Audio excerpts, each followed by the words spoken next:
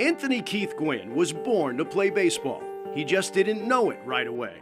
An exceptional athlete out of Long Beach Polytechnic High School, Tony was highly recruited as a basketball player and started as a point guard at San Diego State, where he became the school's all-time assist leader. Baseball coach Jim Dietz pursued Tony and made him a two-sport collegiate a year later. By his junior season, he was batting .423, and as a senior, Tony was a first-team All-American. Tony blazed a path to the big leagues, and on July 19, 1982, he made his Padre debut against Pete Rose and the Philadelphia Phillies. Shakes my hand, says congratulations, starts to walk back to first, turns around and says, they'll try to catch me in one night. Hitting became his obsession. His average skyrocketed, and Padre fans were about to come along on a wild ride.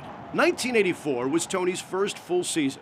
He batted an eye-popping .351 and led the Padres to their first National League Western Division championship. The Padres met the Chicago Cubs in a dramatic National League Championship Series.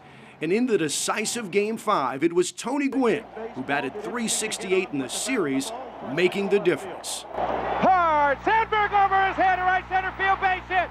One run will score. Moreland is slow getting it. Here comes Wiggins. Here comes the throw to the plate. He's safe. The third is Gwynn. 5-3, San Diego. By April of 1988, Tony was closing in on 1,000 hits and reached that milestone with a single off Hall of Famer Nolan Ryan. And that's 1,000 hits for Tony Gwynn. In 1994, Tony had his best year at the plate and was in hot pursuit of a magical .400 average. But while opposing pitchers couldn't slow him down, a baseball strike stopped him just 6 points shy. His .394 average was the highest in the National League in 64 years. In the twilight of Tony's career, he focused more on power, belting a career-high 17 homers in 1997 and 16 more in 1998, leading the Padres to their second National League pennant.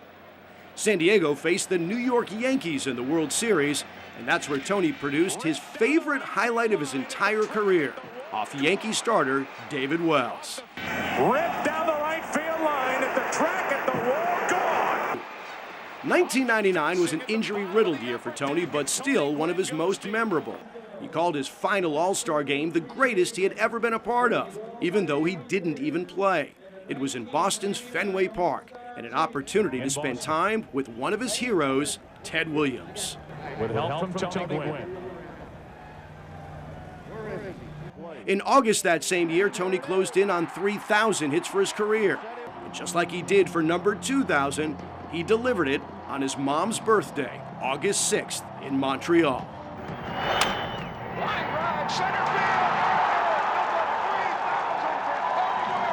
On October 7, 2001, Tony played his final game. More than 60,000 fans crowded Qualcomm Stadium to say goodbye. Thank you. In 2007, Tony got the call of a lifetime. The Baseball Hall of Fame welcomed Mr. Padre. Tony, I'm calling to tell you that the baseball writers have elected you to the Hall of Fame. Congratulations. On July 29th, Tony Gwynn was enshrined alongside Cal Ripken Jr. 75,000 fans were there to see it, 3 times the previous record attendance. It was an emotional day for Tony, whose biggest regret was that his late dad couldn't be there as well. This would be an event he would love to be at. He would love it.